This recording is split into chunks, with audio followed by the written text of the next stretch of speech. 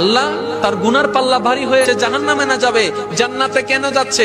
আরেকটি কথা, মওলা এই সবার বিচার করলা তুমি এরকম ও প্রকাশ্যে, তার বিচারটা কেন তুমি এরকম পর্দার আড়ালে করলা? সেই দিন রহমান উত্তর দিবে, আমার এই বান্দা কোন বান্দা জানো, যে দুনিয়াতে তার বন্ধুর অনেক গোপন খবর জানতো, ভাইয়ের অনেক গোপন খবর জানতো, বান্ধবীর অনেক গোপন খবর জানতো, বউয়ের অনেক গোপন খবর জানতো, মা বাবার অনেক গোপন খবর জানতো, চাচা জ্যাঠার মামার অনেক গোপন খবর জানতো, আমার বান্দাদের অনেক গোপন খবর জানতো, কিন্তু সেই গোপন খবর সে প্রকাশ করে দেয় নাই, কাউকে বেইজ্জত করে নাই, অপমানিত করে নাই। সে আমার বান্দার ইজ্জত রক্ষা করেছে।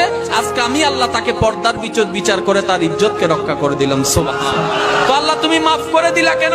আমার বান্দা এটা সেই বান্দা যে সামর্থ্য থাকার পরও গালি দেয় নাই, আঘাত করে নাই, আহত করে নাই, প্রতিশোধ নেয় নাই। সে সর্বদা আমি আল্লাহকে খুশি করার জন্য অন্যকে মাফ করে দিয়েছে। আমি আল্লাহ আজকে তাকে মাফ করে দিয়েছি। বলেন সুবহানাল্লাহ।